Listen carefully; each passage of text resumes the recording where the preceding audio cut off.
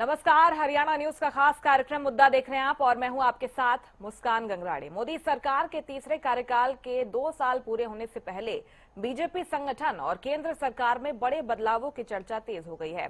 राजनीतिक गलियारों में मोदी सरकार में मंत्रिमंडल विस्तार और फेरबदल की चर्चाएं भी जोर पकड़ने लगी हैं। वहीं अटकलें हैं कि केंद्र में आवास एवं शहरी मामलों का मंत्रालय संभाल रहे मनोहर लाल को हटाकर किसी नए चेहरे को मौका दिया जा सकता है और मनोहर लाल को कोई नई जिम्मेदारी सौंपी जा सकती है। इसी पर करेंगे चर्चा, लेकिन पहले एक रिपोर्ट आपको दिखाते हैं।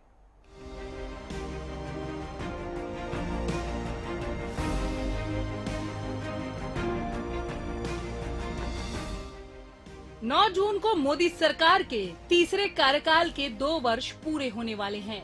ऐसे में माना जा रहा है कि बीजेपी संगठन और मोदी सरकार दोनों स्तरों पर बड़े बदलाव देखने को मिल सकते हैं।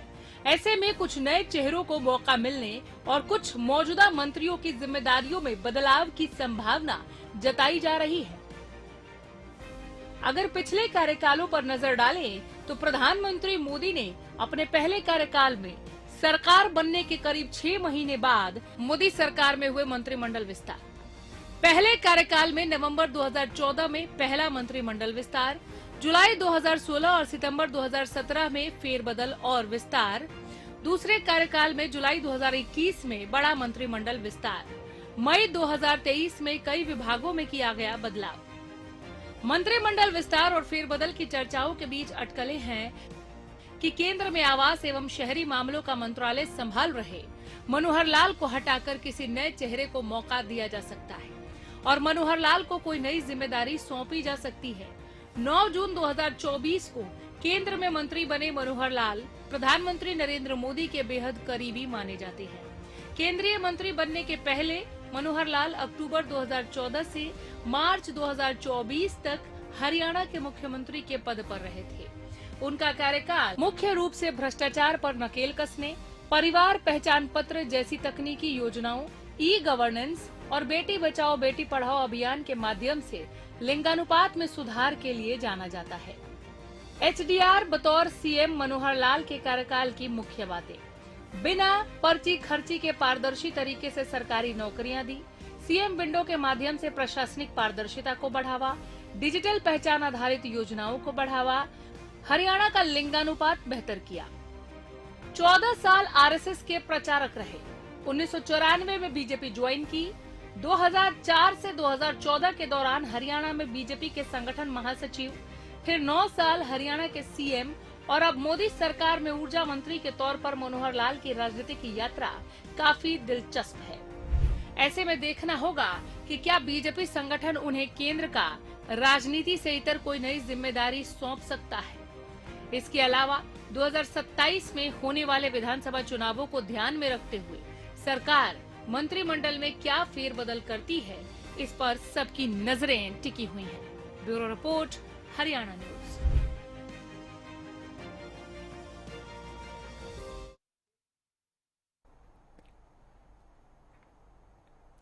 तो मोदी मंत्रिमंडल में विस्तार को लेकर अटकलें चल रही हैं। हरियाणा में भी चर्चाओं का बाजार गर्म है। इसी को लेकर चर्चा की शुरुआत करेंगे। कुछ खास मेहमान मेरे साथ जुड़ रहे हैं, मैं परिचय आपका करवा देती हूं। बीजेपी प्रवक्ता रामराजी शर्मा जी मेरे साथ जुड़ गए हैं, कांग्रेस प्रवक्ता बजरंग दास गर्ग जी मेरे साथ जुड़ गए हैं, इनेलो प्रवक्ता अमनदीप केसरी जी जुड़ गए हैं और वरिष्ठ पत्रकार राजेंद्र जादौन जी जुड़ गए हैं। आप सभी का हरियाणा न्यूज पर बहुत स्वागत है। शुरुआत रामराजी शर्मा जी आपके साथ करूंगी।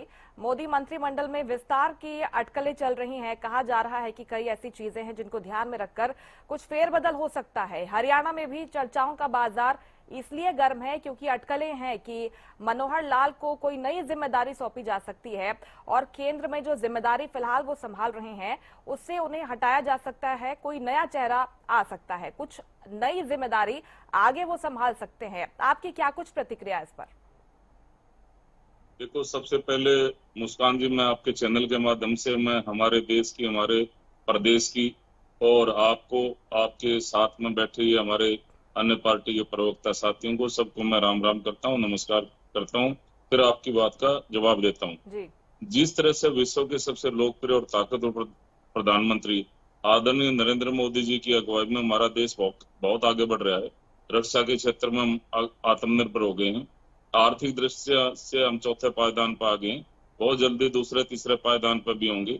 विदेश में हमारा डंका बजा है और जिस तरह से धारा 370 और 35 जम्मू कश्मीर से हटाई गई है और एक भव्य ऐतिहासिक राम मंदिर का निर्माण अयोध्या धाम में हुआ है और माननीय प्रधानमंत्री जी ने सपना देखा है भारत को विकसित राष्ट्र का 2047 तक भारत को विकसित राष्ट्र बनने का, और उसको साकार करने में हमारे माननीय मुख्यमंत्री जी लग रहे हैं।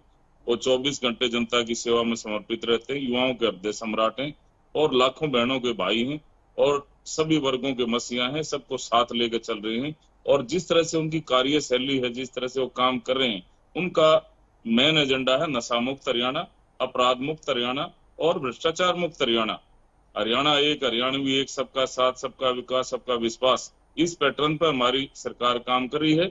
और जहां तक केंद्रीय मंत्री परिषद की फेरबदल की बात है, तो समय समय पर परिवर्तन होता रहता है। ये परिवर्तन प्रकृति का नियम है, इतिहास गवाह है। पहले भी परिवर्तन हुआ है, पहले भी मंत्रिमंडल में कुछ नए चेहरे आए हैं, कुछ पुराने चेहरे चले गए हैं। पार्टी उनकी वरीयता को देखते हुए और कोई जिम्मेवारी सौंप देती है। जैसे माननीय मनोहर लाल जी हरियाणा के मुख्यमंत्री थे, उन्होंने एक नया सिस्टम हरियाणा में लागू किया। पहले मैं आपको बताना चाहूंगा मुस्कान जी, पहले हरियाणा में भर्तियां किस आधार पर होती थी? परिवारवाद, क्षेत्रवाद, भाई भतीजावाद, जातिवाद। आदरणीय मनोहर लाल जी ने इस वाद को तोड़ा और फिर उन्होंने एक नया सिस्टम लागू किया हरियाणा में कि भाई पूरा हरियाणा मेरा परिवार है, पूरे हरियाणा के बच्चे मेरे परिवार के बच्चे हैं, मैं किसी का हक नहीं मारूंगा। उन्होंने बिना खर्ची बिना पर्ची के नौकरियां दी, जिसकी 3-3 पीढ़ी खाली चलेगी, कोई चपड़ासी नहीं लगा करता। आज किसान का बेटा, मजदूर का बेटा, गरीब का बेटा क्लास 1 अफसर लग रहा है मेरिट के आधार पर, बिना खर्ची बिना पर्ची के। ये हमारी सरकार लगा रही है। इसकी शुरुआत आदरणीय मनोहर लाल जी ने किया, इसका फॉलोअप डॉक्टर नायब सिंह सैनी कर रहे हैं, जो हमारे प्रधान सेवक हैं। और जिस तरह से जनता का प्यार, आशीर्वाद, दुलार मिल रहा है, जिस तरह से दिल्ली में हमारी सरकार बनी, बहुत मैं समझता हूँ स्पष्ट बहुमत से हमारी सरकार बनी, और बिहार में हमारी सरकार में पहले से ज्यादा वो सीटें आई, और वेस्ट बंगाल में हमारी सरकार बनी, ऐतिहासिक जीत हुई। और ऐसे ही असम में हमारी पहले से ज्यादा सीटें आई, पुदुचेरी में पहले से ज्यादा सीटें आई, और पंजाब में भी कमल खिलेगा। और उसमें माननीय हमारे प्रधान सेवक डॉक्टर नायब सिंह सैनी जी की विशेष भूमिका होगी। और जिस तरह से हमारे प्रधानमंत्री जी की वर्किंग है, और फिर हमारे चाणक्य जी, हमारे केंद्रीय गृह मंत्री, जिस तरह से उन्होंने चाणक्य नीति से ये धारा 370 और 35 से तोड़ने में अहम भूमिका निभाई, जिस तरह से उन्होंने स्वागत करते हैं। कुल मिलाकर अगर बात करें कि अगर केंद्रीय मंत्री मनोहर लाल को एक नई जिम्मेदारी भी सौंपी जाती है, तो बीजेपी इसका भी स्वागत कर रही है, हरियाणा बीजेपी। देखो ऐसा है, वो तो मैं क्या कह सकता हूँ, तो केंद्रीय नेतृत्व, शीर्ष नेतृत्व का काम है। यहाँ सब बराबर हैं। यहाँ एक किसान मजदूर का बेटा, गरीब का बेटा हमारे देश का प्रधानमंत्री बन सकता है। एक आदिवासी महिला, हमारी बहन, महामहिम राष्ट्रपति बन सकती है, और एक किसान मजदूर का बेटा हमारा प्रधानमंत्री बन सकता है, हमारा मुख्यमंत्री बन सकता है। ये बीजेपी है। यहाँ अंतिम पंक्ति में बैठा व्यक्ति वो कुछ भी बन सकता है। तो यहाँ सब बराबर हैं, और यहाँ कोई पद की इच्छा नहीं होती, कोई लालसा नहीं होती। सब एक कार्यकर्ता के रूप में, एक टीम के रूप में काम करते हैं। जैसे आदरणीय बहन अर्चना गुप्ता जी आज हमारी प्रदेश अध्यक्ष बनी है बीजेपी की। मैं आपके चैनल के माध्यम से मैं उनको भी हार्दिक बधाई, शुभकामनाएं देता हूं। उनके उज्जवल भविष्य, उत्तम स्वास्थ्य, दीर्घायु कामना करता हूं। और इससे ये साबित कर दिया हमारी पार्टी ने, वह हम महिलाओं का कितना सम्मान करते हैं। हमारी बहनों को और ज्यादा ताकत देने के लिए, और ज्यादा शक्ति प्रदान करने के लिए, उनकी आवाज को और ज्यादा बुलंद करने के लिए हमने महिला प्रदेश अध्यक्ष हमारी पार्टी ने नियुक्त किया। मैं उनको बधाई देता हूँ, शुभकामनाएं देता हूँ। महिला नेतृत्व को बढ़ावा मिला है। मैं लौटूंगी सर आपके पास। बजरंग दास गर्ग जी, वो तो ये कह रहे हैं कि बीजेपी एक अनुशासित पार्टी है, अगर फेरबदल होता भी है, कोई नई जिम्मेदारी सौंपी भी जाती है, तो उसका भी स्वागत करेंगे। जो भी जिम्मेदारी पार्टी देती है बखूबी कार्यकर्ता निभाते हैं। देखिए मुस्कान जी, मोदी मंत्रिमंडल का फेरबदल करना, किसको निकालना है, किसको नए मंत्रिमंडल में लेना है, ये मोदी जी का अपना अधिकार क्षेत्र है। जी। उनका निजी मामला है भारतीय जनता पार्टी का। किसी को ले किसी को डाले, इसमें कोई किसी को ना तो दिक्कत है ना होनी चाहिए, इसमें कोई दो राय। पहले भी आपने देखा, आज भी इन्होंने प्रदेशाध्यक्ष बदल के हैं मोहनलाल जी को जगह अर्चना गुप्ता को बनाया। पहले भी यहाँ मनोहर लाल जी हरियाणा के मुख्यमंत्री थे, उनका कार्यकाल जो विफल रहा, उस विफल कार्यकाल को देखते हुए भारतीय जनता पार्टी ने उनको हटाकर नायब सैनी जी को बनाया। मैं क्या दिक्कत, किसी को बनाओ, उनका इंटरनली मामला है। ये पिछले दिनों आपने सुना होगा कि राष्ट्रीय अध्यक्ष बदलना है। राष्ट्रीय अध्यक्ष की बात मनोहर लाल जी की बड़ी चर्चा चली, बिल्कुल राष्ट्रीय अध्यक्ष बनाया जा रहा है, मंत्रिमंडल हटाया जा रहा है। काफी दिन तक, कई महीने तक ये चर्चा रही, मगर उसकी जगह किसी और को राष्ट्रीय अध्यक्ष बनाया। वो उनका आपसी इंटरनली निजी मामला होता पार्टी का, इसमें किसी को कोई इतराज नहीं होता। भाई क्यों बनाया, किसको हटाया, किसको लगाया, उसके बारे में कुछ कहा नहीं जा सकता। मगर एक बात और है, जिस प्रकार देश की अर्थव्यवस्था का जिक्र किया, देश की अर्थव्यवस्था लगातार मोदी जी के राज के अंदर खराब हुई है। महंगाई लगातार बढ़ती जा रही है, आसमान को छू रही है। खाद्य वस्तुएं महंगी, जरूरत का सामान महंगा, पेट्रोल डीजल महंगा, यहाँ तक कि बच्चा सिलेंडर 5 किलो वाला उसके 261 रुपए। देश के इतिहास में इतनी बड़ी मतलब इतना बड़ी तेजी से जो बढ़ोतरी की 261 रुपए 5 किलो सिलेंडर का, जो गरीब आदमी यूज करता है, झुग्गी झोपड़ी वाला या मजदूर यूज करता है या स्टूडेंट यूज करते हैं, उस पर बढ़ा दिए। कॉमर्शियल सिलेंडर, होटल वाला, ढाबे वाला, चाय वाला, रेस्टोरेंट वाला, उसके ऊपर इन्होंने 993 रुपए कॉमर्शियल सिलेंडर पर बढ़ा दिए। पेट्रोल डीजल के मतलब 12 दिन के अंदर 4 बार पेट्रोल डीजल के रेट बढ़ाने का काम किया। जहां तक कि कहा देश के पड़ोसी देशों के साथ अच्छे संबंध, मोदी जी घूमते बहुत है, सैर सपट्टे बहुत करते हैं, धक्के से लोगों गल भी पड़ते हैं, मगर पड़ोसी देशों के साथ अच्छे संबंध नहीं बना सका है। जहाँ इराक के साथ हमारे बहुत अच्छे संबंध थे, इराक हमें पूरा मान सम्मान देता था, हमारी हर बात मानता था, पूरा तेल हमें देता। अरे मेरे भाई, अच्छे संबंध है जब भी तो सप्लाई सुचारू रूप से चल रही है। अच्छे संबंध है जब भी तो सुचारू रूप से सप्लाई चल रही है मेरे भाई। ठीक है, ये तमाम मुद्दे हम उठाते रहे हैं और इस पर अपनी बात आप रखते हैं। शर्मा जी, लौटूंगी आपके पास। बजरंग जी, आपको नहीं लगता कि जिस तरह से ये संगठन मजबूत करने पर लगातार बीजेपी काम करती है, जैसा कि वो कहते हैं, अब वो कह रहे हैं कि युवा नेतृत्व को हम आगे बढ़ाएंगे, महिला नेतृत्व को हम आगे बढ़ाएंगे, क्योंकि आप देख रहे हैं कि 7 राज्यों में विधानसभा चुनाव में हाल ही में होने हैं, तो वहां पर भी बीजेपी का फोकस नजर आ रहा है। इस लिहाज से भी जो विस्तार हो रहा है, फेरबदल हो रहा है, महत्वपूर्ण कहा जा सकता है। आपको लगता है कि बीजेपी से मजबूत हो रही है और कहीं ना कहीं संगठन की मजबूती में कांग्रेस पार्टी पीछे रह जाती है बीजेपी के मुकाबले? मुस्कान जी, मैं इस बात पर सहमत नहीं हूँ जी।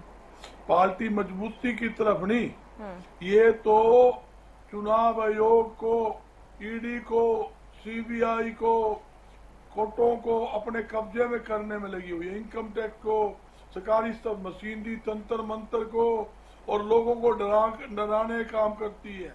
जैसे कहा हमारी सरकारें बन गई, इन्होंने तो चलती सरकारें मतलब चलती सरकारें गिराने का काम किया। बिहार में किया, महाराष्ट्र में किया, मध्य प्रदेश में किया, चलती सरकार गिराकर अपनी सरकार बना दी।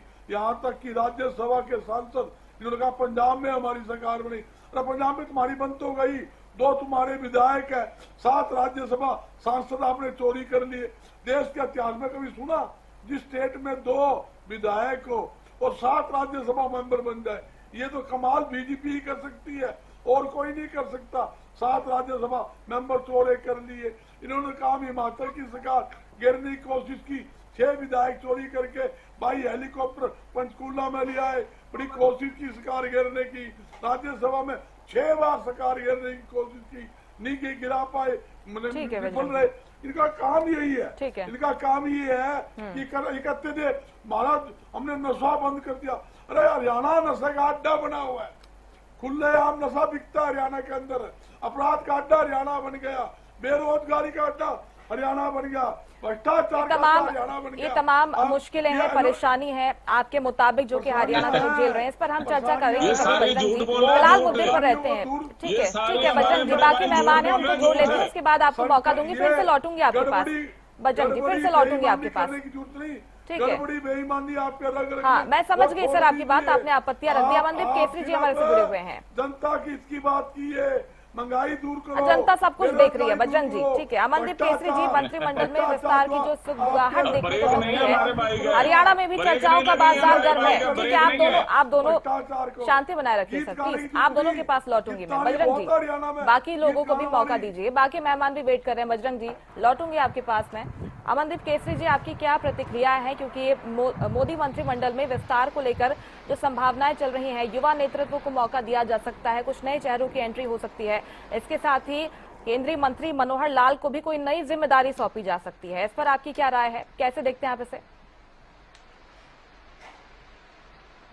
देखिए मुस्कान जी, जब से भारतीय जनता पार्टी की सरकार केंद्र और हरियाणा के अंदर बनी है, हम लगातार देखते आ रहे हैं कि जो मुद्दे लेकर के, जो वायदे करके सरकार में आए थे और जो असल समस्याएं आज देश के आगे, प्रदेश के आगे खड़ी हुई हैं और बहुत जटिल समस्याएं खड़ी हुई हैं, उनको समाधान के बजाय लगातार हमने पिछले 12 वर्ष के अंदर यही देखा कि भाई ये मंत्रिमंडल में फेरबदल कर देते हैं, किसी को मुख्यमंत्री हटा करके केंद्रीय मंत्री बना दिया, किसी को और नए को मुख्यमंत्री बना दिया, फर्स्ट टाइम एमएलए को बना दिया, प्रदेश अध्यक्ष बदल दिए।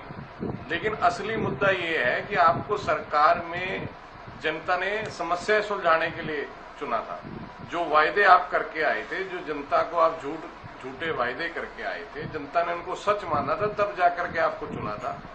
और उनकी वो वायदे पूरे करने की बजाय, जनता की समस्याएं पूरी करने की बजाय इस तरह के फेरबदल के कोई मायने नहीं है। आज हम जिस परिस्थिति में देश और प्रदेश खड़ा हुआ है, बेरोजगारी चरम सीमा पे है, महंगाई चरम सीमा पे है, आम आदमी का जीना दुभर हुआ है और आखिरी जो गरीब व्यक्ति के जो जीवन बसर करने की जो क्षमता है वो बहुत बुरी तरह क्षति हुई है। आज खुद प्रधानमंत्री को इस तरह के आह्वान करने पड़ते हैं, अपने हाथ खड़े करने पड़ते हैं। तो आप इन फेरबदलों से जनता को कोई खास उम्मीद नहीं है।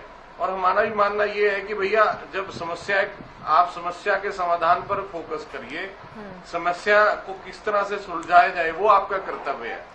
लेकिन भारतीय जनता पार्टी कहीं ना कहीं ये मान चुकी है कि भाई इनका समय अब आ चुका है जाने का, और ये अपने जितने भी नेताओं को बारी दर सर बारी मौका देना चाहती है अपने कार्यकर्ताओं के, भाई सबको पद बांट दिए, आखिरी में कोई नाराज ना हो कार्यकर्ता। कल को सरकार जाएगी, कोई ये ना कहे कि मैं रह गया था। तो केवल हमें तो यही दिख रहा है कि केवल इनका उद्देश्य यही इसी प्रकार का। हम देखते हैं कि हमारे मुख्यमंत्री की भी चर्चाएं चल रही हैं और वो सच भी हो सकती हैं कि वो केवल पंजाब चुनाव के लिए रखे हुए हैं, क्योंकि वो हर दिन उनको पगड़ी पहना करके और पंजाब की तरफ रवाना कर दिया जाता है, जबकि उनको जनता ने हरियाणा की समस्याएं सुलझाने के लिए चुना हुआ है। अरे मेरे भाई, आपका पेट में दर्द क्यों हो रहा है? माननीय मुख्यमंत्री जी पंजाब के राज्य को क्या दिक्कत आ रही है? बोलिएगा प्लीज। अरे माननीय मुख्यमंत्री रामराजी शर्मा जी, मैं लौटूंगी आपके पास, आपको मौका दिया जाएगा। इनकी यही सोच है, इनकी यही सोच है। ये देखिए, ये सोच उजागर हुई इनका सत्ता में आने का मतलब है सत्ता का सुख पाना। इनको अपनी जिम्मेदारियों का कोई एहसास नहीं है। इनको मतलब है कि मुख्यमंत्री तो हरियाणा का बन गया और घूमे चाहे सारे देश में घूमता फिरे। ये कोई तरीका है क्या? आपका संवैधानिक पद है, संवैधानिक पद की जिम्मेवारी होती है जनता के प्रति। वो कुछ नहीं पता, केवल अपना सत्ता का सुख भोगना है, अपने मौज उड़ाओ, जितना घूम सकते हो, जितना पैसा खर्च कर सकते हो सरकारी, और कुछ नहीं। असली समस्याओं का कोई ध्यान नहीं इनको। तो ये जनता इनसे तंग आ चुकी है और इनको खुद भी मालूम हो चुका है कि भाई जाने का समय है, इसलिए अपना सबको बारी घुमाते रहो, पद बदलते रहो, ताकि कल को विपक्ष में रहेंगे, कोई अपना नेता नाराज ना हो। और कोई उद्देश्य नहीं है इनका। जी रामराजी शर्मा जी, आप बोलिए। वो कह रहे हैं चेहरे बदल देते हैं, आप पद बदल देते हैं, और जिन चीजों पर बात होनी चाहिए उससे भटकाने का काम हो रहा है इसके जरिए। देखो, मैं बताना चाहूंगा, अन्य पार्टियों में राजा का बेटा राजा बनता है, हमारे यहाँ एक गरीब का बेटा, किसान मजदूर का बेटा हमारा प्रधानमंत्री बन सकता है, हमारे देश का हमारा मुख्यमंत्री बन सकता है, एक आदिवासी महिला हमारी बहन हमारी महामहिम राष्ट्रपति बन सकती है, यहाँ अंतिम पंक्ति में बैठने वाला व्यक्ति कुछ भी बन सकता है, एक साधारण कार्यकर्ता कुछ भी बन सकता है। और मैं भाई की बात का जवाब दूंगा, ये डॉक्टर नायब सिंह सैनी हमारे प्रधान सेवक हैं और एमएलए सिरसा सेतिया जी कहते हैं, कांग्रेस के एमएलए, ये भाइयों मैं भगवान की सौगंध खा के कह रहा हूँ, इतना बढ़िया मुख्यमंत्री, इतना लोकप्रिय मुख्यमंत्री डॉक्टर नायब सिंह सैनी जैसा हरियाणा में ना तो आज तक आया है ना आवेगा। ये कांग्रेस के एमएलए की स्टेटमेंट है मेरे भाई।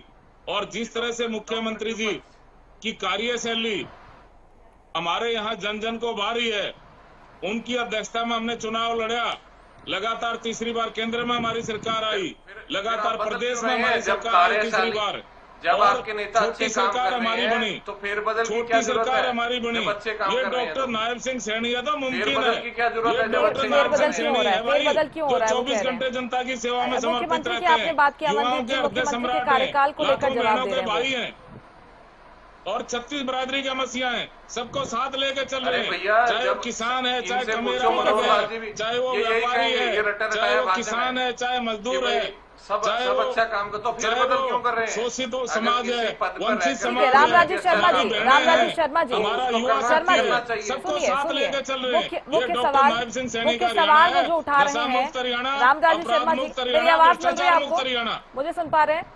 मुख्य सवाल वो उठा रहे हैं कि इसके पीछे कारण क्या है, क्या कुछ संदेश आप देना चाहते हैं? अगर सभी लोग अच्छा काम कर रहे हैं तो इस तरह का फेरबदल विस्तार क्यों? देखो, मैं आपको बताना चाह रहा हूँ, मैंने पहले ही बताया है, बदलाव एक प्रकृति का नियम है, इतिहास गवाह, समय समय पर बदलाव होता रहता है जी। और जहाँ तक बात है एक काम करने की, हमारे हरियाणा के माननीय मुख्यमंत्री थे मनोहर लाल जी, उन्होंने बहुत अच्छे काम किए, बहुत अच्छी स्कीम लेकर आए हो, ये बिना खर्ची बिना पर्ची वाला। पहले मैंने आपको बताया था हरियाणा में परिवारवाद क्षेत्र और भाई जातिवाद के आधार पर होती थी, उन्होंने इस बात को तोड़ा था।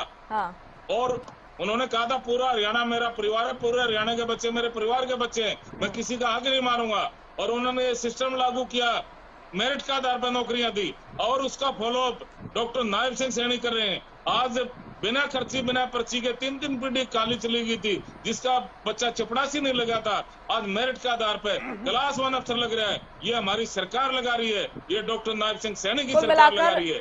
मनोहर लाल ने बतौर मुख्यमंत्री अच्छा काम किया है और एक प्रक्रिया के तहत उन्हें केंद्र में जिम्मेदारी मिली है और आगे भी जो जिम्मेदारी उन्हें सौंपी जाएगी बीजेपी की तरफ से बखूबी निभाएंगे, आपका ये कहना है। लौटूंगे आपके पास। राजेंद्र जादौन जी, आपको क्या लगता है, क्या संदेश बीजेपी देना चाहती है? क्योंकि हरियाणा में यही चर्चाएं चल रही हैं कि केंद्रीय मंत्री मनोहर लाल को कुछ नई जिम्मेदारी सौंपी जा सकती है। बतौर केंद्रीय मंत्री फिलहाल वो एक जिम्मेदारी संभाल रहे हैं हरियाणा के मुख्यमंत्री के तौर पर 9 साल काम करने के बाद। आपको लगता है कि ये जो नई जिम्मेदारी सौंपी जाएगी इसके बाद भी स्वागत होगा हरियाणा बीजेपी के कार्यकर्ताओं के द्वारा इसका?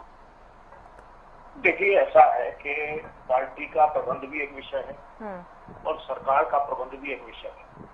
अब इसमें जो है सरकार का प्रबंध कैसे करना है, प्रधानमंत्री का प्रेरोगेटिव होता है, जिसको हिंदी में कहते हैं परमाधिकार। वो उनके ऊपर है कि वो किसको मंत्रिमंडल में रखते हैं, किसको नहीं रखते जी। और किसको नई एंट्री दे देते हैं। ये सारा फेरबदल करके वो अपनी सरकार की परफॉर्मेंस को ठीक रखने के लिए वो करते हैं। लेकिन पार्टी का प्रबंध भी है, पार्टी में असंतोष ना हो, जो लोग पहले से काम कर रहे हैं, पार्टी के लिए त्याग कर रहे हैं, संघर्ष कर रहे हैं, लगातार सक्रिय हैं, अपना पारिवारिक जीवन छोड़कर भी लगे हुए हैं, तो उनको भी जो है कहीं ना कहीं संतुष्ट करना जरूरी होता। तो बहुत सारे विषय होते हैं, इसमें छोड़िए आप इस विषय को, ये अंदरूनी मामला है अगर देखा जाए जी। बात यह है कि सरकार को ठीक से परफॉर्म करना चाहिए, देश की सेवा ठीक से करनी चाहिए, अनुशासन होना चाहिए, भ्रष्टाचार मुक्त होना चाहिए, पारदर्शिता होनी चाहिए, आर्थिक नीतियां ऐसी हो कि बेरोजगारी बहुत कम से कम हो, बेरोजगारी ना हो तो अच्छा है, सबको जो है न्याय मिले, सबकी आर्थिक स्थिति मजबूत हो।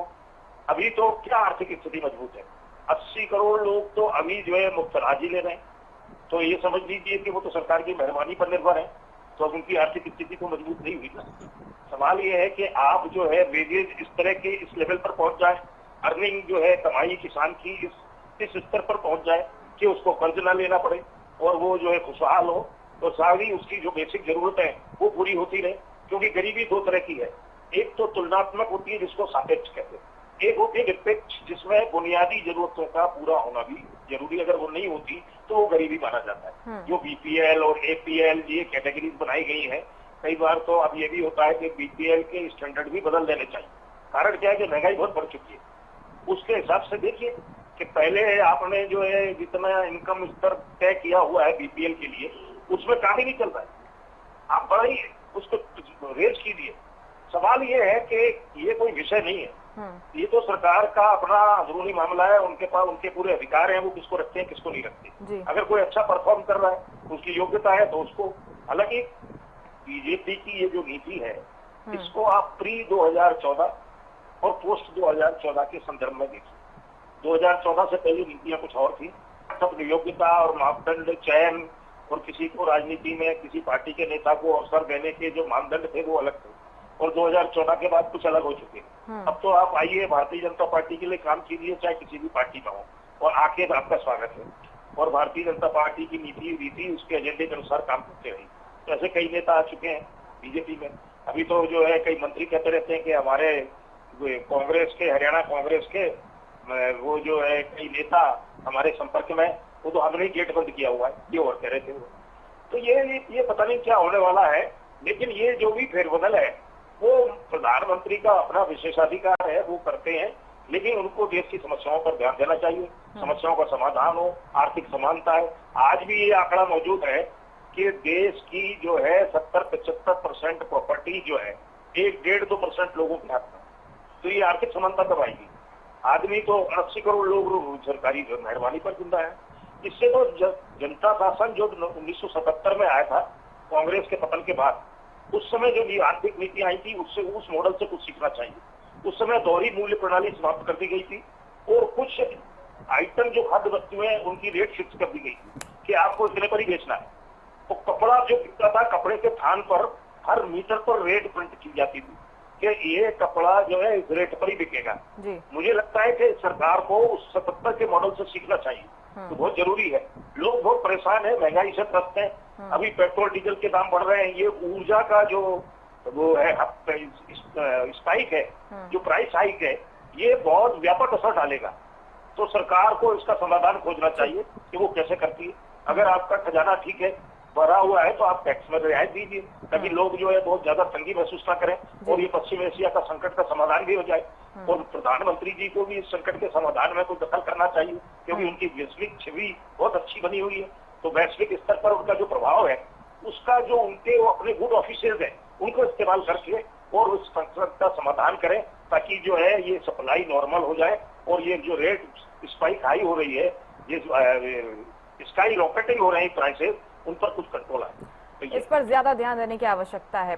बजरंग दास गर्ग जी, जादौन जी ने जो तमाम बातें रखी हैं, मेरे ख्याल से आप उनसे ताल्लुक रखते होंगे, लेकिन आपको लगता है कि एक फ्रेशनेस आ जाएगी अगर इस तरह का विस्तार होता है, कोई नए चेहरों की एंट्री होती है केंद्रीय कैबिनेट में? ये तो आप मानेंगे कि कुछ विभाग जो संभाल रहे हैं मंत्री, कहीं ना कहीं अच्छा काम वो कर रहे हैं। इसके साथ ही अगर इस तरह का फेरबदल होता रहता है तो उन्हें भी एक नई फ्रेशनेस उनके काम में दिखाई देगी, और इसके बाद हम देखेंगे कि जो कुछ मुद्दे हैं वो उस अच्छे तरीके से सुलझते हुए नजर आ सकते हैं। देखिए मुस्कान जी, राजेंद्र जी ने सही कहा, पार्टी में कुछ लोगों को संतुष्ट करना पड़ता है, पार्टी में कोई नाराज ना हो, इसलिए समय समय पर फेरबदल भारतीय जनता पार्टी करती रहती है। जहां तक कि आपने देखा भारतीय जनता पार्टी का सिस्टम है, मलाई खाने के लिए अलग अलग महकमे बांटते रहते हैं, चेंजिंग करते रहते हैं, इनका काम है। और जहां तक कि आप दूसरी पार्टी के लोगों को शामिल करने की बात आई, मैं बताना चाहता हूँ, यही वो पार्टी भारतीय जनता पार्टी पहले तो रोप लगाती है, अरबों करोड़ों में खा गया भाई, ईडी छोड़ देती है, सीबीआई छोड़ देती है, इनकम टैक्स के पर्चे दर्ज करते हैं, उनको नजायज तंग किया जाता है, बाद में उनको ही अपनी पार्टी में शामिल करके क्लीन चिट दे देते, नहीं भाई ये तो ईमानदार है। क्यों? उनका जो माल था वो हड़प लिया और उनको अपनी मशीन में डालकर, और वो बिल्कुल मोदी वो बाउसिंग पाउडर के अंदर डालकर वो ठीक कर दिया, वो ईमानदार हो गया। दूसरी पार्टी में था विपक्ष में था तो वो चोर था, भारतीय जनता पार्टी में ईमानदार बन गया। जहां तक भारतीय जनता पार्टी ये झूठ और जुमले की सरकार है, ये जुमलेबाजी करती रहती है। जनता की समस्या से इनको कोई लेना देना नहीं, भी जनता की समस्या का क्या करना है क्या नहीं, जनता समस्या कैसे हो, जनता जाए भाड़ में अपना काम करे। मेरे रामराज जी कहे थे हमने वहां यूं जीत लिया वहां यूं जीत लिया। भाई चुनाव आयोग तुम्हारे साथ है, ईडी भी सीबीआई तुम्हारे साथ है, और किसी दे के दे दो, 10 दिन में नहीं भी आ दे दो। ये संविधान को ये धन और बल की राजनीति। रामराज जी शर्मा जी आपके पास लौट रहे हो, बजरंग जी कंप्लीट कर ले, आपके पास ही लौटूंगी प्लीज। अभी सुन लीजिए, आप सुन लीजिए सर, उनके बाद कंप्लीट होने दीजिए प्लीज। रामराज जी, ये रामराज की आप आदत बन गई बीच में टोकन की। इन्होंने नौकरी की बात करी, खर्ची पर्ची रामराज ने की। इनके राज के अंदर खुलेआम नौकरियां दिखती है, कोई भी सरकारी ऐसा महकमा नहीं जहां बगैर पैसे काम हो जाए।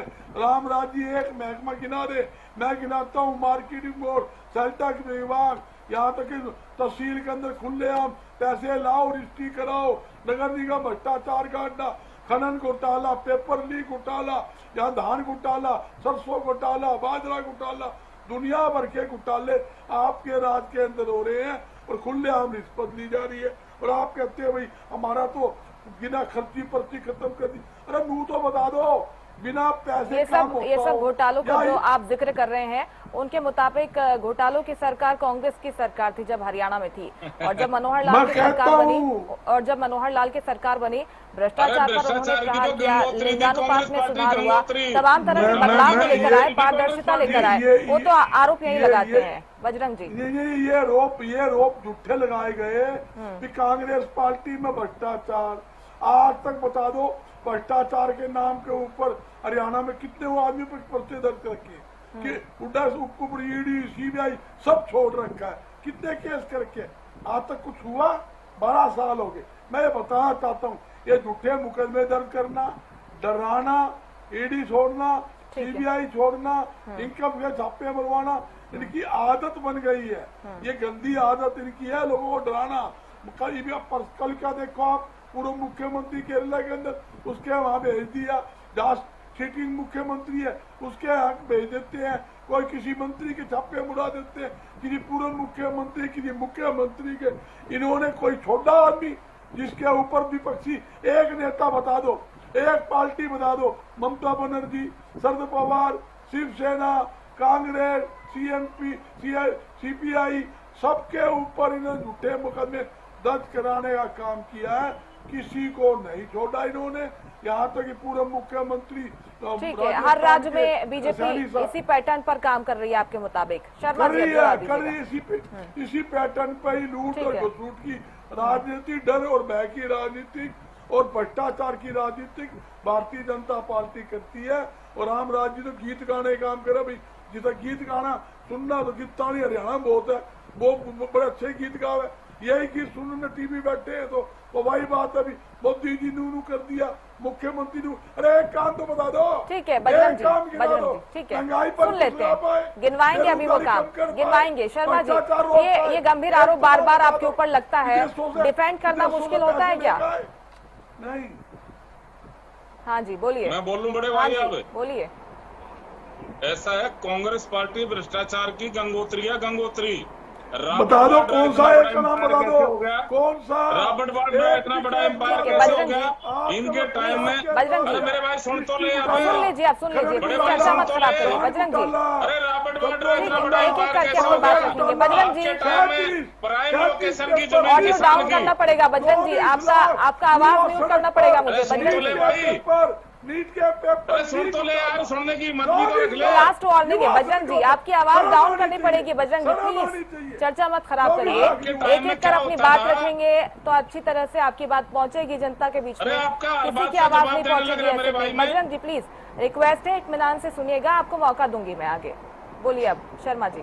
ऐसा इनके टाइम में क्या था, प्राइम लोकेशन की जमीन देख ली और किसान को डरा धमकाया, सेक्शन 4(6) का नोटिस थमाया, किसान को डरा धमका के सेक्शन 4(6) का नोटिस थमा के सस्ते भाव में जमीन हड़प ली, महंगे भाव में बिल्डर को बेच दी, उसमें कॉलोनी काट दी।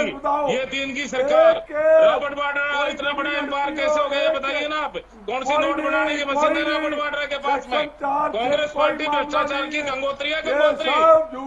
आप किसी दिन भ्रष्टाचार के ऊपर डिबेट कर लेना। बजरंग जी ठीक है, आपने आपत्ति रख दी ना, आगे बढ़ना पड़ेगा ऐसे में मुझे। बजरंग जी वो कह रहे हैं झूठे आरोप आप लगाते हैं। शर्मा जी बताइए। ये भ्रष्टाचार की गंगोत्री है कांग्रेस पार्टी। मैंने आपको बताया रॉबर्ट वाड्रा इतना बड़ा एम्पायर कैसे हो गया। इनके टाइम में प्राइम लोकेशन किसान की देख लेते थे, खानदानी है। सेक्शन 4(6) का नोटिस थमाया, किसान को डराया धमकाया और सस्ते भाव में जमीन हड़प ली, महंगे भाव में बिल्डरों को बेच दिया उसको, या उसमें कॉलोनी काट दी। इनकी सीएलओ की सरकार थी, सीएलओ की। और दूसरा मैं आपको आप दोनों को रोक रही हूँ, आप दोनों को की रोक बात रही की, हूँ। इनके टाइम में आपके पास भर्तियां में कैसे फिर से होती थी। लौटूंगी। रामराजी शर्मा जी आप दोनों इस तरह से वन टू वन चर्चा करते रहेंगे, हमारी सरकार किसी की आवाज नहीं पहुंचेगी। आप दोनों को रोक रही हूँ मैं, लौटूंगी आपके पास। शर्मा जी ठीक है, ठीक है। हाँ, भ्रष्टाचार के आपने आरोप लगाए हैं, जवाब दूंगी। रामराजी शर्मा जी आप जो कह रहे हैं मैं जवाब लूंगी आगे। अमनदीप केसरी जी, आपको लगता है कि एक पैटर्न पर बीजेपी काम कर रही है और वही पैटर्न फिर से दोहराया जा रहा है? क्योंकि जब केंद्र में जिम्मेदारी सौंपी गई थी मनोहर लाल को, तब भी क्या कुछ चर्चाएं चली थी हरियाणा में, आपने भी सुनी होंगी। इसके बाद अगर फेरबदल किया जाता है, किस तरह से इसे लिया जाएगा? मुस्कान जी, मैं केसरी जी की बात का 1 मिनट में जवाब देता हूँ। इन्होंने पंजाब के बारे में कहा था, माननीय मुख्यमंत्री जी की पंजाब में ड्यूटी है। अरे मेरे भाई, डॉक्टर नायब सिंह सैनी है, पंजाब में कमल खिलेगा और डॉक्टर नायब सिंह सैनी हमारे प्रधान सेवक की उसमें मुख्य भूमिका होगी। और जिस दिन आप पगड़ी का सम्मान जान जाओगे ना, पगड़ी हमारे समाज का, हमारे आन बान शान का, हमारे सम्मान का सूचक है पगड़ी। आप क्या जानो पगड़ी का सम्मान क्या होता है? लगे मुख्यमंत्री जी पगड़ी के ऊपर बात करने। अमनदीप जी बोलिए। अब मैं बोलूं रामराज जी, तो पहले तो आप ये बता दीजिए कि डॉक्टर कब से बने नायब सैनी जी मुख्यमंत्री? आप डॉक्टर की बात करें तो नाड़िया वैद बन गया, नाड़िया वैद बन गया। बड़े नेताओं का इलाज कर दिया, बड़े नेताओं का इलाज कर दिया ये डॉक्टर नायब सैनी। अब तो नाड़िया वैद होगा, नाड़िया वैद। मुस्कान जी, अरे भाई साहब, ये फर्जी डिग्री, फर्जी विश्व गुरु और पगड़ी आप कह रहे हो सिखों की पगड़ी। क्या नायब सिंह सैनी सिख धर्म को अपनाते हैं? क्या मानते हो सिख धर्म को? अरे जिस दिन पगड़ी का सम्मान आप जान जाओगे ना, पगड़ी का क्या मान सम्मान होता है? पगड़ी हमारे सम्मान का सूचक है, हमारे मान सम्मान का सूचक है पगड़ी। सेरेमनी चाहिए पगड़ी को बात करते हो। सिखों को ये डॉक्टर नायब सिंह सैनी का हरियाणा है, नशा मुक्त हरियाणा, भ्रष्टाचार मुक्त हरियाणा। आप किसानों को आतंकवादी बताते हो। कौन बताता है? आपने भड़काया था किसानों को। किसान आपकी भड़काई मारे। हमारा मुख्यमंत्री किसान का बेटा है, किसान का फालतू किसानी करी है, इससे फालतू किसान की पीड़ा। अपने बारे में बोलिएगा आप, ऐसे में चर्चा खराब हो रही है, आपकी आवाज नहीं पहुंच। सवाल था मेरा, उस पर जवाब दीजिएगा प्लीज। वन टू वन चर्चा को हम तवज्जो नहीं देंगे। जहाँ मौका लगे तो तुम किसानों की, गरीबों की पगड़ी पे हाथ डाल लेते हो, और अगर मौका लगे किसान खड़ा हो जाता है, फिर पैरों पकड़ लेते हो। आप लोग मौका प्रश्न। रामराजी शर्मा जी, आप मुझे सुन पा रहे हैं क्या? मेरी आवाज आ रही है आपको? शर्मा जी, बार बार सर वही बात मैं बोल रही हूँ, अपनी बारी में बोलिएगा। ऐसे में ना तो आपकी बात पहुँच रही है, ना तो अमनदीप जी की बात पहुँच रही है। आपकी बारी में वो इत्मीनान से सुन रहे हैं ना सर। आप इतने सीनियर प्रवक्ता है, आप इतने सीनियर प्रवक्ता है, जरा समझदारी दिखाइए सर। रामराजी शर्मा जी, समझदारी दिखाइए। एक एक कर सब अपनी बात रखेंगे, सबकी बात पहुंचेगी। माननीय मुख्यमंत्री जी की पगड़ी के बारे में बात की थी। आपने अपनी आपत्ति रख दी सर, जवाब दे रहे हैं, उसके बाद अपनी बात रखिएगा। हाँ ठीक है सर, अब बोल रहे हैं वो। अमनदीप जी बोलिए। ये फर्जी डिग्रियां बांटने से जो लोग ये कभी डॉक्टर बना रहे हैं, कभी कर्नल बना रहे हैं, कभी साइंटिस्ट बना देते हैं, और आज तक हमें प्रधानमंत्री मोदी का एक भी सहपाठी नहीं मिला जो उनके साथ कहीं स्कूल में पढ़ा हो, कहीं कॉलेज में पढ़ा हो, और ये फर्जी डिग्री बांटने में लगे हुए हैं। और इस तरह के नेता प्रधानमंत्री मोदी जी का नहीं पता, ये करेंगे मोदी जी के बारे में बदलाव का। विश्व के सबसे लोकप्रिय और ताकतवर प्रधानमंत्री हमारे प्रधानमंत्री। भाई वो फर्जी डिग्री धारक रुक जा, विश्व गुरु जी रुक जा, विश्व गुरु जी रुक जाओ 1 मिनट, ये आपने पता चल जाएगा ना। जो मुख्यमंत्री और अमन मुस्कान जी ये 1-to-1 चर्चा मत करिए। आप लगे बात करने। रामराजी शर्मा जी प्लीज, मैं बार-बार एक ही बात बोल रही हूँ, एक ही बात को बार-बार बोलना, रिपीट करना अच्छा लगता है क्या सर? ऐसे में जो मुद्दा है उस पर चर्चा हो ही नहीं पाती है, यही करते रह जाती है एंकर कि आप चुप रहिए। प्रधानमंत्री की ठीक है, आप अपने आप में रखिएगा ना सर, अपने समय में रखिएगा, आपको प्रॉपर मौका दिया जा रहा है, आप बोल रहे हैं। प्रधानमंत्री ठीक है सर, 2 मिनट प्लीज, 2 मिनट आप शांत रहिएगा, उनको बोलने दीजिए, उसके बाद लौटूंगी आपके पास। बोलिए अमनदीप जी। देखिए मुस्कान जी, बात यह है कि संविधान के अनुसार जब जनता ने कोई पद चुना है, जनता को जनता ने कोई जिम्मेवारी आपको दी है, आपने जनता के सामने कोई चेहरा रखा था, कोई वायदे रखे थे, उसको निभाने की बजाय, जनता की समस्याएं सुलझाने की बजाय आप कह रहे हैं प्रकृति का नियम है। अरे भाई 5 साल देते हैं संविधान, ये प्रगति का कौन सा नियम है? आपकी जो और अगर सारा ही काम अच्छा कर रहे हैं, देखिए कितना लोगों को झूठ बोलते हैं, ये कहते हैं जी भाई मनोहर लाल जी बहुत अच्छा काम कर रहे हैं, तो भाई अच्छा कर रहे हैं, क्यों हटा रहे हैं उनको मुख्यमंत्री पद से? आवाज म्यूट कर दीजिए, रामराजी शर्मा जी के पास लौटूंगी मैं, फिलहाल के लिए आवाज म्यूट कर दीजिए। बोलिए अमनदीप जी। तो मुस्कान जी बात यही है कि आप अपनी जिम्मेदारियों से भाग रहे हैं, आप अपनी संवैधानिक कर्तव्य से भाग रहे हैं, आप को जनता को जो आप झूठे वायदे दिखा करके आए, जनता ने आपके झूठे वायदों पे विश्वास कर लिया, उनको निभाने की बजाय आप किसी खाते में नहीं हो, ये कौन सा तरीका है? और 5 साल के अगर संविधान मौका देता है, और ये इनको यहाँ पर भी अकल नहीं है, ये लोग संविधान की रक्षा करेंगे, ये संविधान को मानने वाले लोग हैं, ये लोगों का इज्जत करेंगे, इनकी यही तो कार्यशैली। और जनता पूरी तरह से तंग आ चुकी है, ये जितने मर्जी बदलाव कर ले, जनता इनको बदलने के लिए तैयार बैठी है। ठीक है। जो प्रदेश के अंदर, देश के अंदर युवा परेशान है, महंगाई से लोग परेशान है, सारी संपत्ति, जैसे कि वरिष्ठ पत्रकार जौदान जी ने बताया, सारी संपत्ति केवल देश के 1% लोगों के पास चली गई, और पूरी सरकार उनके कदमों में झुक रही है। ये कह रहे हैं आदिवासी महिला को हमने देश का राष्ट्रपति बना दिया, आपने उनको मंदिर में जाने का हक नहीं दिया आज तक। रामराज जी खुद रोक देते हैं उनको मंदिर में जाने से। राष्ट्रपति क्या करेगी जब उसको पूजा का हक भी नहीं है, उसको फैसले लेने का हक नहीं है? आप टीवी चैनल पर झूठ मत बोलो, टीवी चैनल पर झूठ मत बोलो। हमारे महिला राष्ट्रपति जी के बारे में ऐसी बातें मत बोलो। आप जिक्र कर रहे हैं उसके बारे में बीजेपी हमेशा ये कहती है कि विपक्ष ने भ्रम फैलाने का काम किया। क्यों नहीं कर सकती? आप सारे झूठ बोल रहे हो, आपके पास में जानकारी नहीं है, आप झूठ ये बोल रहे हो। बताइए कि क्या मुख्यमंत्री, अरे मुख्यमंत्री हो या कोई और हो, क्या वो फैसला ले सकता है इनके सरकार में?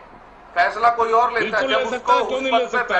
ये फैसले कौन लेता है? उसको फैसले की ताकत ही नहीं है। हमारा मुख्यमंत्री तो ये किस बात के पद बांट रहे हैं? मिलाकर आपकी बात का मैं सार निकालूं, अमनदीप जी आप ये कह रहे हैं कि बदलाव अगर होता भी है तो दिखाने के लिए हो रहा है, इसका कोई मतलब नहीं है। ठीक है रामराजी शर्मा जी, लौटूंगी मैं आपके पास लौट रही हूँ। वरिष्ठ पत्रकार हमारे साथ जुड़े हुए हैं। राजेंद्र जी, जो सुगबुगाहट हमने देखी थी जब एक नई जिम्मेदारी सौंपी गई थी मनोहर लाल को, जब उन्हें केंद्र में ये जिम्मेदारी मिली थी, इसके बाद भी हरियाणा में काफी चर्चाएं हुई थी और एक समर्थन का वर्ग लेकर भी आते हैं हरियाणा में मनोहर लाल। आपको लगता है कि वो वर्ग एक्सेप्ट करेगा, स्वागत करेगा, और इस नई जिम्मेदारी से, इस बदलाव से उनके बीच में क्या संदेश जाएगा? नहीं, वो देखिए ऐसा है कि पहले तो चुनावी समीकरणों को ध्यान में रखते हुए मनोहर लाल जी को केंद्र में भेजा गया था और नायब सैनी जी को लाया गया था। उसके पीछे बड़ा कारण था कि वो ओबीसी से आते थे। ओबीसी वर्ग बहुत बड़ा वोटर वर्ग है, तो वो जो है सरकार ने उसका, वो बीजेपी ने, नेतृत्व ने इस बात का ध्यान रखा कि किसी तरह से जो है ओबीसी वर्ग को अपने आकर्षित करना है, उसको अपने साथ रखना है। तो उसको उन्होंने चेहरा जो है नायब सैनी जी का सामने रखा और उनके नेतृत्व में उनको मंत्री पद का प्रत्याशी घोषित करते हुए चुनाव लड़ा और सफलता भी हासिल की। चलिए, वो सफलता कांग्रेस की टर्म्स में कुछ अलग ही हो सकती है, उसकी परिभाषा वो अलग दे सकते हैं, लेकिन हम ये मानेंगे कि उन्होंने जाति समीकरणों का ध्यान रखा। तो किस तरह से सोशल इंजीनियरिंग पहले जो है जब मायावती जी आई पावर में उधर यूपी में, तो वो बहुत इसका प्रचार हुआ कि सोशल इंजीनियरिंग करती है। अरे सोशल इंजीनियरिंग तो पॉलिटिक्स का नेचर है, वो करना ही पड़ती। वो पहले कांग्रेस भी करती थी।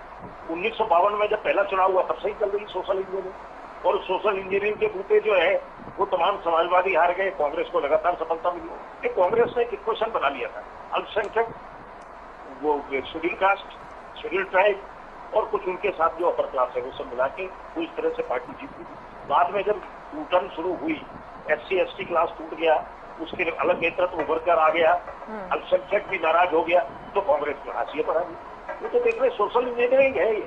तो भारतीय जनता पार्टी अब कुछ को उनको कुछ दिखाई दे रहा होगा, तो शायद अगर वो इतना बड़ा परिवर्तन करते हैं, मनोहर लाल जी को यहाँ कोई दायित्व देते हैं दोबारा जो है, तो हो सकता है कि उनको कुछ अंदरूनी तौर पर जरूरत महसूस की जा रही हो।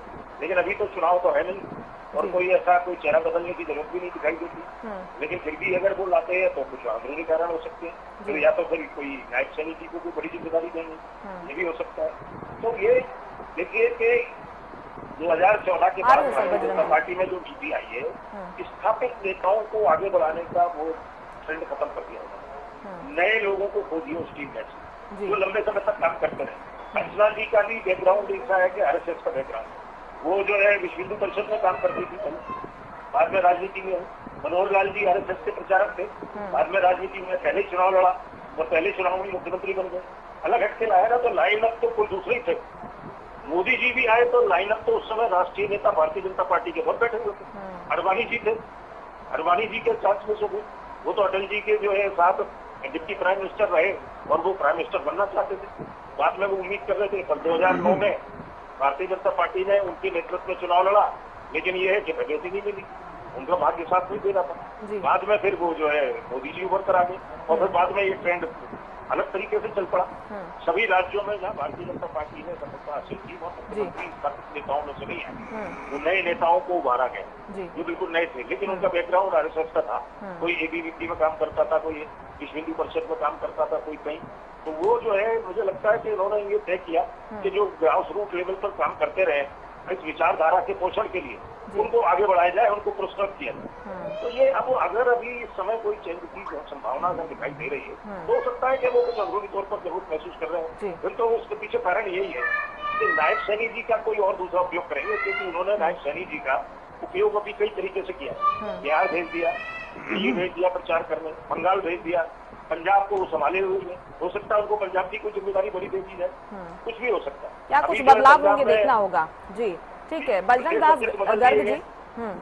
हाँ सर बोलिए, कंप्लीट कीजिए।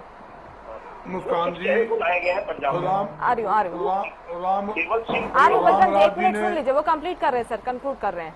हाँ जी बोलिए। ढिल्लों को पंजाब में प्रदेश अध्यक्ष बनाया गया है, सिख चेहरे को, वो भी सोशल इंजीनियरिंग है।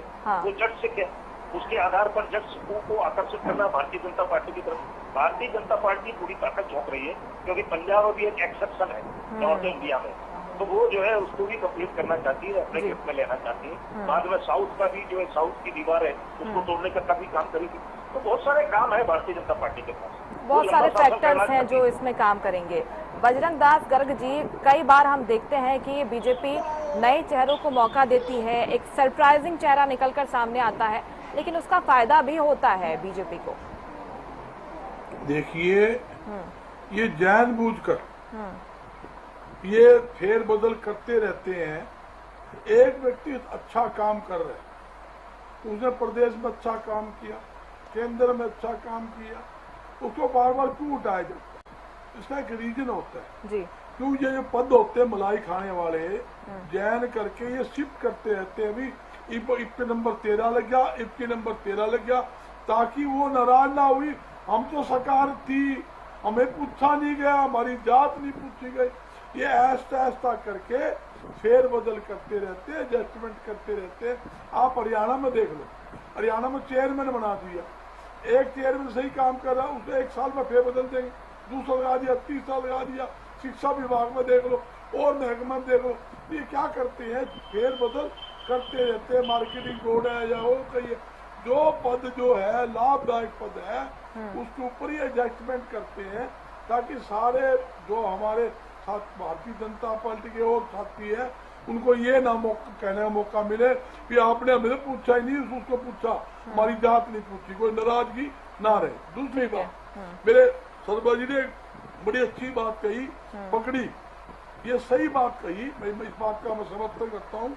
पगड़ी जो है वो सम्मान का स्वरूप होता है, सम्मान के नजरिए से पगड़ी पहनाई जाती है, इसमें दो राय नहीं। मगर मैं ये पूछना चाहता हूँ, जब किसान आंदोलन था, सिख जब आंदोलन कर रहे थे, उनको लाठियों से कुटा जा रहा था और सड़कों में घेर पिटा जा रहा था, झूठे मुकदमे दर्ज करे जा रहे, उनको खालिस्तानी कहा जाता है। वो उस टाइम ये सिख नहीं दिखते थे, उनकी पगड़ी नहीं दिखी, उस टाइम पगड़ी उन्होंने अपमान किया, ये खुद पगड़ी बांध के चले जाते हैं पंजाब में। मैं भी सिख, मैं किसने पढ़ाई, आप खुद पगड़ी बांध रहे हो, ये अपनी जेब मिटाने के लिए। जो सिखों में आपके प्रति बड़ी भारी नाराजगी है, जो आतंकवादी खालिस्तानी आप कहते थे, जिन पे मुकदमे झूठे मुकदमे दर्ज किए, जिनको पंजाब से बाया हरियाणा दिल्ली जाने नहीं दिया, 20-20 फुट की खाइयां खोद दी, आंसू गैस के गोले दाबे, वो लोग भूले नहीं है, सिख भूले नहीं है। सिख जानते हैं कितने लोग, 750 किसान उस आंदोलन के अंदर शहीद हुए। इसके अंदर सैकड़ों सिख के बेटे थे। तो पंजाब भूलने वाला है? पंजाब आपका एक एक असली चेहरा पहचानता है। आपको पंजाब में आप कहते हो हम सरकार बनाएंगे, आपको 5 का आंकड़ा भी, आप चोरी तो कर सकते हो, जितना 7 राज्यसभा सांसद आपने चोरी किए, वैसे चोरी तो कर सकते हो। आप वहाँ सरकार का तो सपना ही भूल जाओ, आप वहाँ विधायक भी नहीं बना सकते। ठीक है, आप कितनी भी कवायद कर लें, वो कह रहे हैं आप कितनी भी कवायद कर लें शर्मा जी कि लेकिन आपको हार का मुंह देखना पड़ेगा। अब जवाब दीजिएगा, लास्ट कमेंट आपका। देखो, ये जनता द्वारा नकारे गए लोग हैं, जनता ने इनको नकार दिया और जनता के आशीर्वाद से लगातार तीसरी बार केंद्र में हमारी सरकार बनी, प्रदेश में हमारी तीसरी बार सरकार बनी, जनता के आशीर्वाद से छोटी सरकार हमारी बनी और जनता के आशीर्वाद से आगे भी हमारी 2047 तक सरकार हमारी बनती जाएगी। बात रख दी ना बजरंग जी, रुक जाइए बजरंग जी। तो माननीय प्रधानमंत्री जी ने 2047 तक भारत को विकसित राष्ट्र बनने का सपना देखा है, उसको साकार करने में माननीय मुख्यमंत्री जी लग रहे हैं। हाँ, ठीक है, वो जवाब दे रहे हैं बजरंग जी। विकसित राष्ट्र की ओर बढ़ रहा है, हरियाणा विकसित राज्य की ओर बन रहा है, नशा मुक्त हरियाणा, भ्रष्टाचार मुक्त हरियाणा, ये हमारी सरकार का मुख्य एजेंडा है।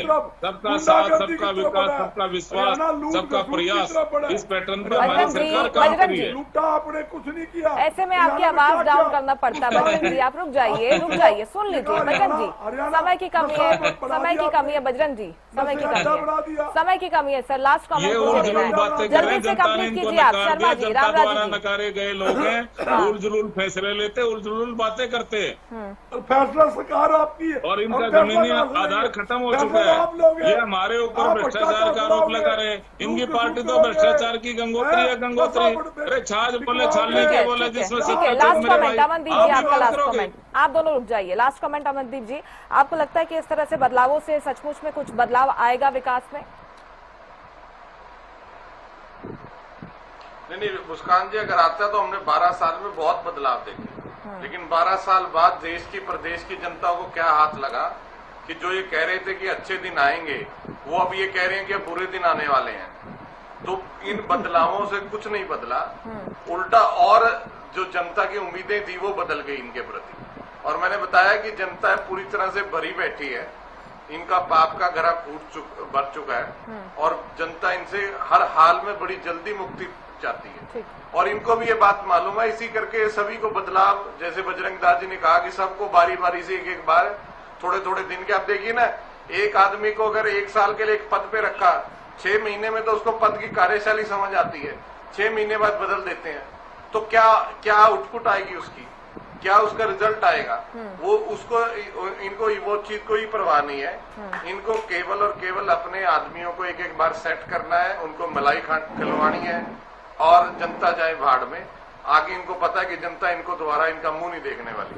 क्या कुछ फैक्टर्स हो सकते हैं और किस तरह के बदलाव देखने को मिल सकते हैं, देखना होगा। फिलहाल आप सभी का बहुत शुक्रिया हरियाणा न्यूज पर जुड़ने के लिए, हमसे बातचीत करने के लिए। तो हरियाणा में चर्चाओं का बाजार गर्म है। क्या मोदी कैबिनेट में बड़ा फेरबदल हो सकता है? क्या युवा नेतृत्व को तरजीह दी जा सकती है? इसके साथ ही हरियाणा पर इसका क्या कुछ प्रभाव पड़ेगा, देखना होगा। फिलहाल इस खास कार्यक्रम में मेरे साथ इतना ही। आप देखते रहिए हरियाणा न्यूज। नमस्कार।